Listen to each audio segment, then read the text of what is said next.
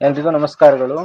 ಈ ವಿಡಿಯೋದಲ್ಲಿ 9ನೇ ತರಗತಿ ಅರ್ಥಶಾಸ್ತ್ರದಲ್ಲಿ ಬರುವಂತಹ ಅಧ್ಯಾಯ 32 ಶ್ರಮ ಮತ್ತು ಉದ್ಯೋಗ. ಇದು ಪಾರ್ಟ್ 2 ಅಲ್ಲಿ ಸೋಷಿಯಲ್ ಸೈನ್ಸ್ ಅಲ್ಲಿ ಬರುತ್ತೆ, ಅಂದರೆ ಸಮಾಜ ವಿಜ್ಞಾನ ಭಾಗ 2 ಬರ್ತದೆ ಶ್ರಮ ಮತ್ತು ಉದ್ಯೋಗ.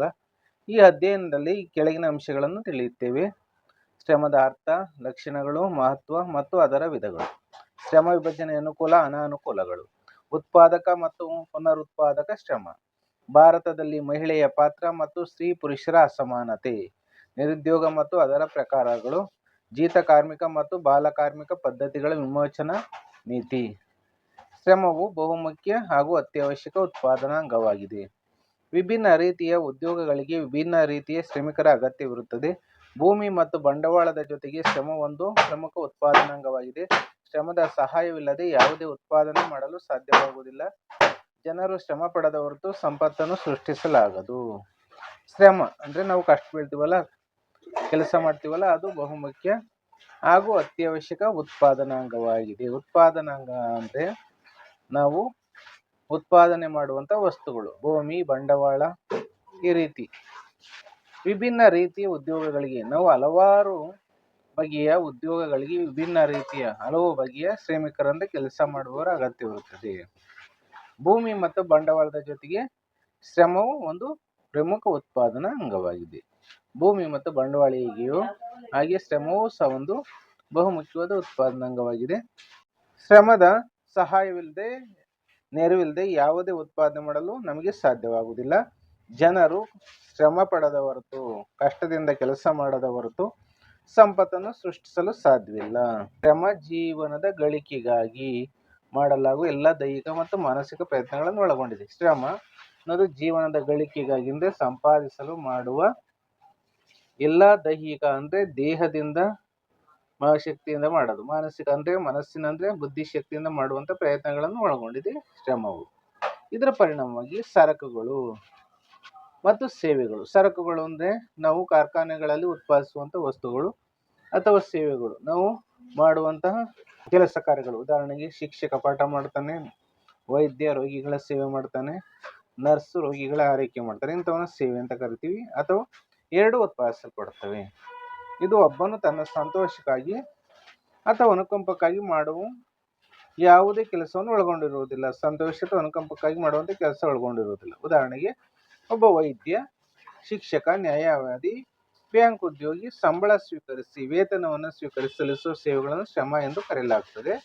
ಆದರೆ ಒಬ್ಬ ತಾಯಿಯು ತನ್ನ ರೋಗಿಷ್ಠ ಮಗುವಿನ ಆರೈಕೆಗಾಗಿ ಅಂದರೆ ಲಾಲನೆ ಪಾಲನೆಗಾಗಿ, ಪೋಷಣೆಗಾಗಿ ಮಾಡುವ ಸೇವೆಯನ್ನು ಶ್ರಮ ಎಂದು ಪರಿಗಣಿಸಲಾಗುವುದಿಲ್ಲ.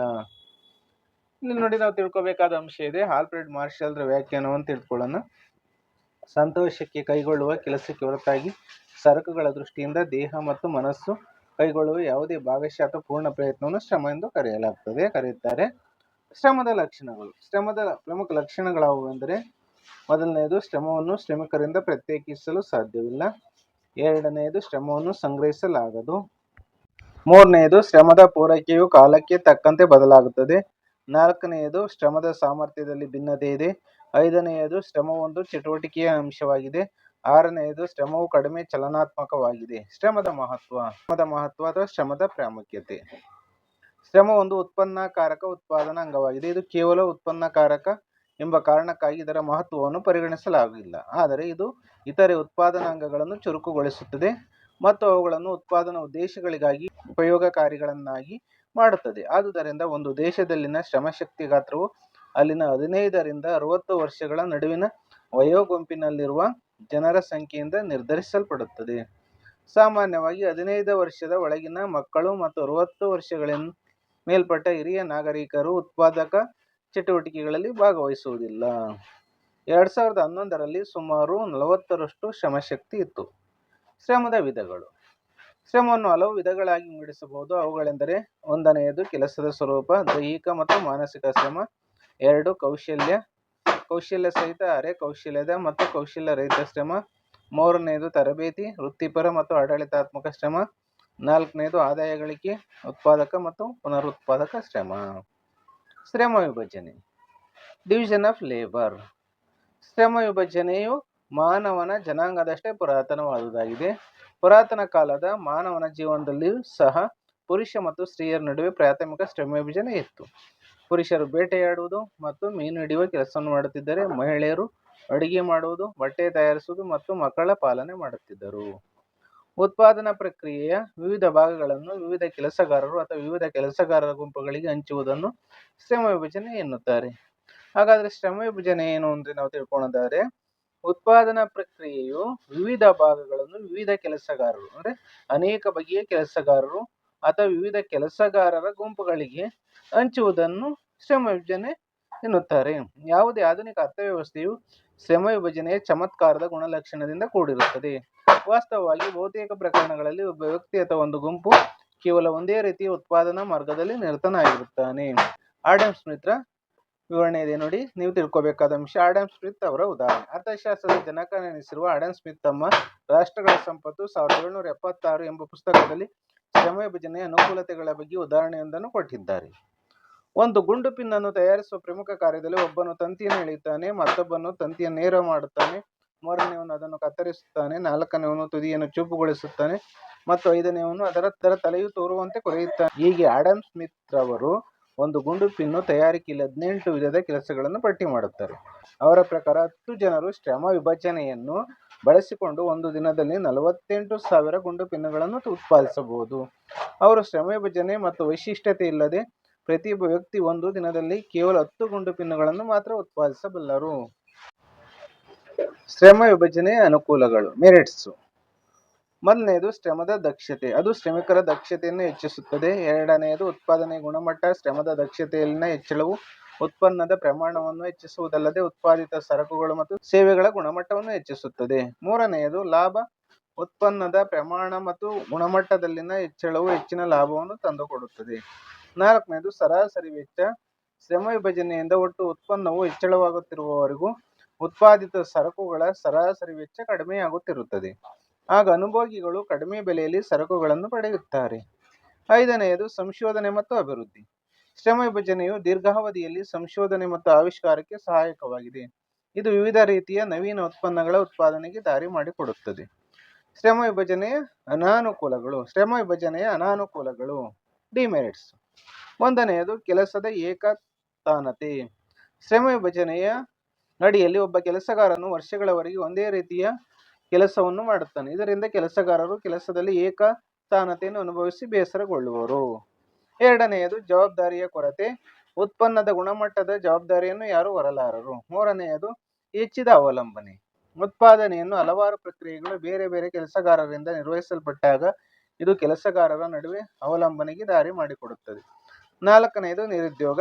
ಶ್ರಮ ವಿಭಜನೆಯು ವೃತ್ತಿ ವೈಶಿಷ್ಟ್ಯತೆಗೆ ದಾರಿ ಮಾಡಿಕೊಡುತ್ತದೆ. ಒಬ್ಬ ಕೆಲಸಗಾರನು ಒಂದು ಸಣ್ಣ ಭಾಗದ ತಯಾರಿಕೆಯಲ್ಲಿ ವೈಶಿಷ್ಟ್ಯತೆ ಗಳಿಸಿರುತ್ತಾನೆ. ಅವನನ್ನು ಕೆಲಸದಿಂದ ತೆಗೆದುಹಾಕಿದರೆ ಅವನು ಅದೇ ರೀತಿ ಕೆಲಸವನ್ನು ಹುಡುಕಬೇಕಾಗುತ್ತದೆ ಮತ್ತು ಅಲ್ಲಿಯವರೆಗೆ ಅವನು ನಿರುದ್ಯೋಗಿ ಆಗಿರುತ್ತಾನೆ. ಐದನೆಯದು ವರ್ಗ ಕಲಹ ಅಂದ್ರೆ ವರ್ಗ ಸಂಘರ್ಷ ಅಂತೀವಲ್ಲ ಅದು.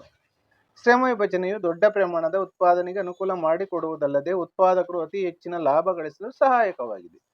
ಉತ್ಪಾದಕರು ಕಾರ್ಮಿಕರಿಗೆ ಕಡಿಮೆ ಕೂಲಿಯನ್ನು ಕೊಡುವುದರಿಂದ ತಾವು ಶ್ರೀಮಂತರಾಗುತ್ತಾರೆ. ಇದು ಸಮಾಜವನ್ನು ಉಳ್ಳವರು ಮತ್ತು ಇಲ್ಲದವರನ್ನಾಗಿ ಅಂದ್ರೆ ಶ್ರೀಮಂತ ಮತ್ತು ಬಡವ ಅವರನ್ನಾಗಿ ವರ್ಗೀಕರಿಸುತ್ತದೆ. ಶ್ರಮದ ಲಿಂಗ ಪರಿಮಾಣ, ಜೆಂಡರ್ಸ್ ಡೈಮೆನ್ಷನ್ ಆಫ್ ಲೇಬರ್.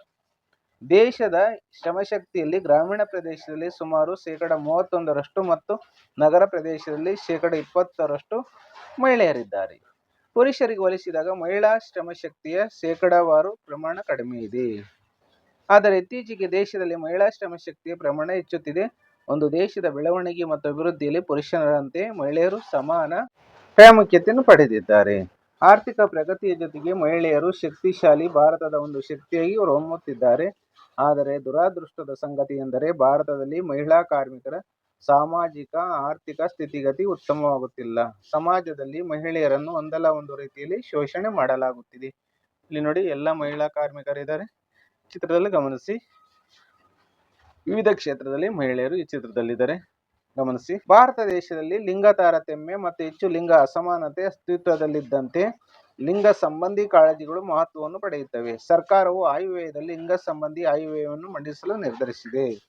ಲಿಂಗ ತಾರತಮ್ಯ.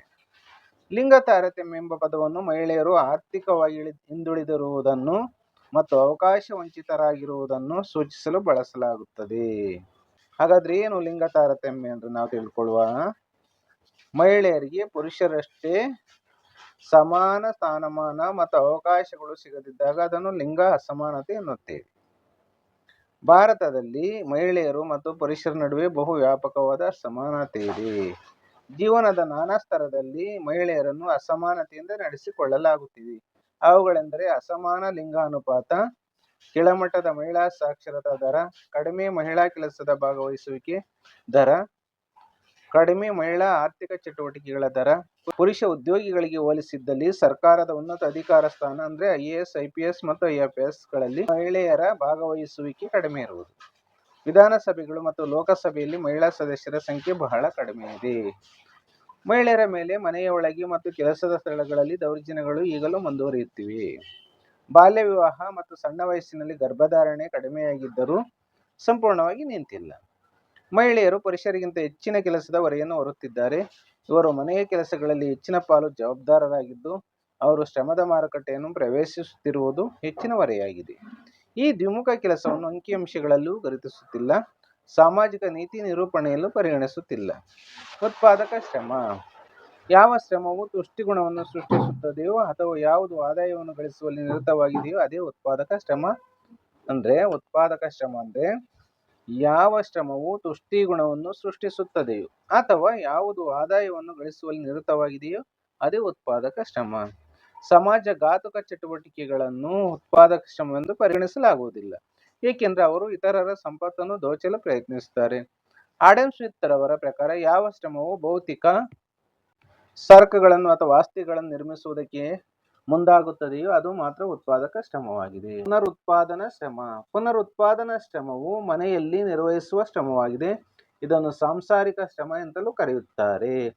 ಪುನರುತ್ಪಾದನಾ ಶ್ರಮವು ಮನೆಯಲ್ಲಿ ನಿರ್ವಹಿಸುವ ಶ್ರಮವಾಗಿದೆ. ಇದನ್ನು ಸಾಂಸಾರಿಕ ಶ್ರಮ ಎಂತಲೂ ಕರೆಯುತ್ತಾರೆ. ಇದು ಮಹಿಳೆಯರು ಮನೆಯಲ್ಲಿ ನಿರ್ವಹಿಸುವ ಕೂಲಿ ರಹಿತ ಕೆಲಸವಾಗಿದೆ. ಮಕ್ಕಳಿಗೆ ಜನ್ಮ ನೀಡುವುದು ಮತ್ತು ಪಾಲನೆ ಮಾಡುವುದು, ಸ್ವಚ್ಛತೆಯನ್ನು ಕಾಪಾಡುವುದು, ಅಡುಗೆ ಮಾಡುವುದು ಮುಂತಾದವು ಪುನರುತ್ಪಾದನಾ ಶ್ರಮದ ಉದಾಹರಣೆಗಳಾಗಿವೆ. ಪುನರುತ್ಪಾದನೆ ಶ್ರಮವನ್ನು ಸ್ತ್ರೀಯರು ನಿರ್ವಹಿಸಬೇಕಾದ ಶ್ರಮವೆಂದು ಹಣೆಪಟ್ಟಿ ಕಟ್ಟಲಾಗಿದೆ ಮತ್ತು ಅದು ಸ್ತ್ರೀ ಮತ್ತು ಪುರುಷರ ನಡುವಿನ ಅಸಮಾನತೆಯನ್ನು ಜೊತೆಗೆ ಪುರುಷರಿಂದ ಮಹಿಳೆಯರು ಶೋಷಣೆಗೆ ಆಧಾರವಾಗಿ ಗುರುತಿಸಲ್ಪಡುತ್ತಿದೆ. ಇದು ಪುರುಷ ಪ್ರಾಧಾನ್ಯ, ಅನಕ್ಷರತೆ, ಅಜ್ಞಾನ ಮತ್ತು ಮೂಢನಂಬಿಕೆಗಳಿಂದ ಬೆಂಬಲಿಸಲ್ಪಟ್ಟಿದೆ.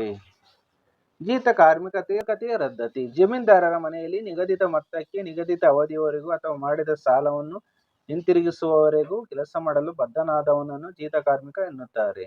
ಜೀತ ಕಾರ್ಮಿಕ ಅಂದ್ರೆ ಜಮೀನ್ದಾರರ ಮನೆಯಲ್ಲಿ ನಿಗದಿತ ಮೊತ್ತಕ್ಕೆ, ಹಣಕ್ಕೆ, ನಿಗದಿತ ಫಿಕ್ಸೆಡ್ ಅಮೌಂಟ್ಗೆ, ನಿಗದಿತ ಅವಧಿಯವರೆಗೂ, ಫಿಕ್ಸೆಡ್ ಟೈಮ್ವರೆಗೂ ಅಥವಾ ಮಾಡಿದ ಸಾಲವನ್ನು ಹಿಂತಿರುಗಿಸುವವರೆಗೂ ಕೆಲಸ ಬದ್ಧನಾದವನನ್ನು ಜೀತ ಕಾರ್ಮಿಕ ಎನ್ನುತ್ತಾರೆ.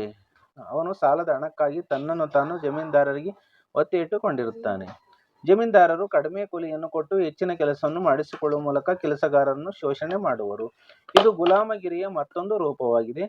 ಭಾರತ ಸರ್ಕಾರವು 1976ರಲ್ಲಿ ಜೀತ ಕಾರ್ಮಿಕ ಪದ್ಧತಿಯನ್ನು ರದ್ದುಪಡಿಸಿದೆ. ಈ ಸಾಮಾಜಿಕ ಅನಿಷ್ಟ ಪದ್ಧತಿಯು ಕಡಿಮೆಯಾಗಿದ್ದರೂ ದೇಶದ ಕೆಲವು ಭಾಗಗಳಲ್ಲಿ ಇನ್ನೂ ಜೀವಂತವಾಗಿದೆ. ಬಾಲ ಕಾರ್ಮಿಕತೆಯ ರದ್ದತಿ.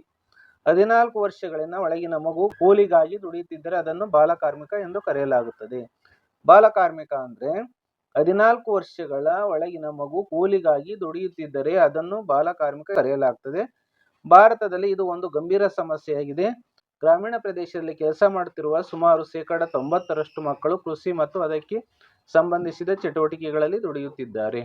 ನಗರ ಪ್ರದೇಶಗಳಲ್ಲಿ ಅವರು ಸಣ್ಣ ಕೈಗಾರಿಕೆ, ಬೆಂಕಿ ಪೆಟ್ಟಿಗೆ ಕೈಗಾರಿಕೆ, ಗ್ಯಾರೇಜು, ಹೋಟೆಲ್, ವ್ಯಾಪಾರಿ ಸಂಸ್ಥೆಗಳು ಮುಂತಾದ ಕಡೆಗಳಲ್ಲಿ ದುಡಿಯುತ್ತಿದ್ದಾರೆ. ಇದು ಮಕ್ಕಳನ್ನು ಶಿಕ್ಷಣದಿಂದ ವಂಚಿತರನ್ನಾಗಿ ಮಾಡುತ್ತದೆ, ಅವರ ಆರೋಗ್ಯದ ಮೇಲೆ ವ್ಯತಿರಿಕ್ತ ಪರಿಣಾಮವನ್ನು ಬೀರುತ್ತದೆ ಮತ್ತು ಮಕ್ಕಳ ಭವಿಷ್ಯವನ್ನು ಹಾಳು ಮಾಡುತ್ತದೆ. ಭಾರತ ಸರ್ಕಾರದ 1986ರ ಬಾಲ ಕಾರ್ಮಿಕ ನಿಷೇಧದ ಅನ್ವಯ 14 ವರ್ಷಗಳ ಒಳಗಿನ ಮಕ್ಕಳನ್ನು ಅಪಾಯಕರ ಉದ್ಯೋಗಗಳಲ್ಲಿ ದುಡಿಯಲು ನೇಮಿಸಿಕೊಳ್ಳುವುದನ್ನು ನಿಷೇಧಿಸಿದೆ. ಉದ್ಯೋಗ. ಜನರು ತಮ್ಮ ಜೀವನ ನಿರ್ವಹಣೆಗಾಗಿ ಕ್ರಮಬದ್ಧ ಆದಾಯ ಗಳಿಸುವುದಕ್ಕಾಗಿ ವಿವಿಧ ಉತ್ಪಾದಕ ಚಟುವಟಿಕೆಗಳಲ್ಲಿ ನಿರತರಾಗಿರುವ ಸನ್ನಿವೇಶವನ್ನು ಉದ್ಯೋಗ ಎನ್ನುತ್ತೇವೆ. ನಿರುದ್ಯೋಗ. ಉದ್ಯೋಗಕ್ಕೆ ವಿರುದ್ಧವಾದ ಪದ ನಿರುದ್ಯೋಗ. ಯಾವುದೇ ಒಬ್ಬ ಶ್ರಮಿಕನು ಪ್ರಸ್ತುತ ಮಾರುಕಟ್ಟೆ ದರದಲ್ಲಿ ಕೆಲಸ ಮಾಡಲು ಇಚ್ಛಿಸಿದ್ದು ಆದರೆ ಕೆಲಸ ಪಡೆಯಲಾಗದಿದ್ದರೆ ಅವನನ್ನು ನಿರುದ್ಯೋಗಿ ಎಂದು ಕರೆಯಲಾಗುತ್ತದೆ. ಭಾರತದಲ್ಲಿ ನಿರುದ್ಯೋಗಿಗಳ ಸಂಖ್ಯೆ ಹೆಚ್ಚುತ್ತಿದೆ. ಅವರಲ್ಲಿ ವಿದ್ಯಾವಂತರು, ಕೌಶಲ್ಯ ಹೊಂದಿದವರು, ಗ್ರಾಮೀಣ ಮತ್ತು ನಗರದ ಜನರು ಸೇರಿದ್ದಾರೆ. ಯುವ ನಿರುದ್ಯೋಗ 15-30 ವರ್ಷಗಳ ವಯೋಗುಂಪಿನ ಜನರಲ್ಲಿ ನಿರುದ್ಯೋಗವನ್ನು ಯುವ ನಿರುದ್ಯೋಗ ಎಂದು ಕರೆಯುತ್ತಾರೆ. 15 ಮತ್ತು 30 ವರ್ಷಗಳ ವಯೋಗುಂಪಿನ ಜನರಲ್ಲಿ ಇರುವ ನಿರುದ್ಯೋಗವನ್ನು ಯುವ ನಿರುದ್ಯೋಗ ಎಂದು ಕರೆಯುತ್ತಾರೆ. ಇದು ಗ್ರಾಮೀಣ ಮತ್ತು ನಗರ ಪ್ರದೇಶಗಳಲ್ಲಿ ಕಂಡುಬರುತ್ತದೆ ಮತ್ತು ಹೆಚ್ಚಾಗಿ ಬಿಳಿ ಶ್ವೇತ ವಸ್ತ್ರ ಉದ್ಯೋಗ, ದೈಹಿಕ ಶ್ರಮವಿಲ್ಲದ ಉದ್ಯೋಗ, ವೈಟ್ ಕಾಲರ್ ಜಾಬ್ ಉದ್ಯೋಗಕ್ಕಾಗಿ ಕಾಯುತ್ತಿರುವ ವಿದ್ಯಾವಂತರಲ್ಲಿ ಕಂಡುಬರುತ್ತಿದೆ. ನಿರುದ್ಯೋಗದ ವಿಧಗಳು. ಭಾರತದಲ್ಲಿ ನಿರುದ್ಯೋಗ ಈ ರೀತಿ ಇದೆ. ಗ್ರಾಮೀಣ ನಿರುದ್ಯೋಗ, ಹಳ್ಳಿಗಳಲ್ಲಿ ನಿರುದ್ಯೋಗ, ನಗರಗಳಲ್ಲಿ ನಿರುದ್ಯೋಗ. ನಗರ ನಿರುದ್ಯೋಗ ಅಂದರೆ ಪಟ್ಟಣಗಳಲ್ಲಿ ಉದ್ಯೋಗ ಇಲ್ಲದೆ ಇರೋದು. ಗ್ರಾಮೀಣ ನಿರುದ್ಯೋಗದಲ್ಲಿ ಮರೆಮಾಚಿದ ನಿರುದ್ಯೋಗ, ಋತುಮಾನದ ನಿರುದ್ಯೋಗ. ನಗರ ನಿರುದ್ಯೋಗದಲ್ಲಿ ಕೈಗಾರಿಕಾ ನಿರುದ್ಯೋಗ, ವಿದ್ಯಾವಂತ ನಿರುದ್ಯೋಗ. ಗ್ರಾಮೀಣ ನಿರುದ್ಯೋಗದ ಪ್ರಕಾರಗಳು.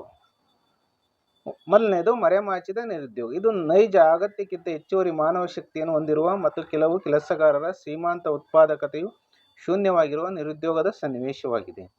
ಆದುದರಿಂದ ಹೆಚ್ಚುವರಿ ಕೆಲಸಗಾರರನ್ನು ಅಲ್ಲಿಂದ ತೆಗೆದುಹಾಕಿದರೂ ಒಟ್ಟು ಉತ್ಪಾದನಾ ಪ್ರಮಾಣವು ಕಡಿಮೆಯಾಗುವುದಿಲ್ಲ. ಇದನ್ನು ಶ್ರಮದ ಅರೆ ಉದ್ಯೋಗ ಎಂದು ಕರೆಯಲಾಗುತ್ತದೆ. ಉದಾಹರಣೆ, ಯೋಗ್ಯವಾಗಿ ಸಂಘಟಿತವಾಗಿರುವ ಒಂದು ಕುಟುಂಬದ ಕೃಷಿ ಭೂಮಿಯಲ್ಲಿ 4 ಜನರು ದುಡಿಯುತ್ತಿದ್ದಾರೆಂದು ಭಾವಿಸೋಣ. ಅದೇ ಭೂಮಿಯಲ್ಲಿ ಮತ್ತಿಬ್ಬರು ಕೆಲಸಗಾರರನ್ನು ಕೆಲಸಕ್ಕೆ ನೇಮಿಸಿಕೊಂಡರೆ ಒಟ್ಟು ಉತ್ಪನ್ನದಲ್ಲಿ ಯಾವುದೇ ಬದಲಾವಣೆಯಾಗದಿದ್ದರೆ ಆ ಇಬ್ಬರು ಕೆಲಸಗಾರರು ಮರೆಮಾಚಿದ ನಿರುದ್ಯೋಗಿಗಳು ಎನಿಸುತ್ತಾರೆ. ಈ ರೀತಿಯ ನಿರುದ್ಯೋಗವು ಭಾರತದಂತಹ ಮುಂದುವರಿಯುತ್ತಿರುವ ದೇಶಗಳ ಗ್ರಾಮೀಣ ವಲಯದಲ್ಲಿ ಸಾಮಾನ್ಯ ಲಕ್ಷಣವಾಗಿದೆ. ಸಂಕ್ಷಿಪ್ತವಾಗಿ, ಉದ್ಯೋಗದಲ್ಲಿನ ಜನರ ಅತಿಯಾದ ಒತ್ತಡವು ಮರೆಮಾಚಿದ ನಿರುದ್ಯೋಗಕ್ಕೆ ದಾರಿ ಮಾಡಿಕೊಡುತ್ತದೆ. ಎರಡನೆಯದು ಋತುಮಾನದ ನಿರುದ್ಯೋಗ. ಕೃಷಿ ಮತ್ತು ಕೆಲವು ಕೈಗಾರಿಕೆಗಳಲ್ಲಿನ ವೃತ್ತಿಗಳು ಋತು ಸಂಬಂಧಿಯಾಗಿವೆ. ಅವು ವರ್ಷದಲ್ಲಿ ಒಂದು ನಿರ್ದಿಷ್ಟ ಋತುವಿನಲ್ಲಿ ಮಾತ್ರ ಉದ್ಯೋಗ ನೀಡುತ್ತವೆ. ಈ ರೀತಿಯ ಕೆಲಸ ಅಥವಾ ಚಟುವಟಿಕೆಗಳಲ್ಲಿ ನಿರತರಾಗಿರುವ ಜನರು ಇತರ ಋತುವಿನಲ್ಲಿ ನಿರುದ್ಯೋಗಿಗಳಾಗಿ ಉಳಿಯಬೇಕಾಗುತ್ತದೆ. ಇದನ್ನು ಋತುಮಾನದ ನಿರುದ್ಯೋಗ ಎನ್ನುತ್ತಾರೆ. ನಗರ ನಿರುದ್ಯೋಗದ ಪ್ರಕಾರಗಳು. ಮೊದಲನೆಯದು ಕೈಗಾರಿಕಾ ನಿರುದ್ಯೋಗ. ಕೈಗಾರಿಕಾ ವಲಯದಲ್ಲಾದ ಬದಲಾವಣೆಗಳಿಂದಾಗಿ ಒಬ್ಬ ವ್ಯಕ್ತಿಯು ಒಂದು ನಿರ್ದಿಷ್ಟ ಅವಧಿಯಲ್ಲಿ ನಿರುದ್ಯೋಗಿಯಾದರೆ ಆ ಸ್ಥಿತಿಯನ್ನು ಕೈಗಾರಿಕಾ ನಿರುದ್ಯೋಗ ಎಂದು ಕರೆಯುತ್ತಾರೆ. ಉದಾಹರಣೆಗೆ, ಕೆಲಸಕ್ಕೆಂದು ನಗರಗಳಿಗೆ ವಲಸೆ ಹೋದ ಹಳ್ಳಿಯ ಜನರು ತರಬೇತಿ ಮತ್ತು ಕೌಶಲ್ಯಗಳ ಕೊರತೆಯಿಂದ ಉದ್ಯೋಗ ಪಡೆಯುವಲ್ಲಿ ವಿಫಲರಾಗುತ್ತಾರೆ. ಎರಡನೆಯದು ವಿದ್ಯಾವಂತ ನಿರುದ್ಯೋಗ. ವಿದ್ಯಾವಂತರು ಕೆಲಸ ಮಾಡುವ ಇಚ್ಛೆ ಹೊಂದಿದ್ದರೂ ಉದ್ಯೋಗ ಪಡೆಯಲಾಗದ ಸ್ಥಿತಿಯನ್ನು ವಿದ್ಯಾವಂತ ನಿರುದ್ಯೋಗ ಎಂದು ಕರೆಯುತ್ತಾರೆ. ಎಲ್ಲರಿಗೂ ಸಹ ಧನ್ಯವಾದಗಳು.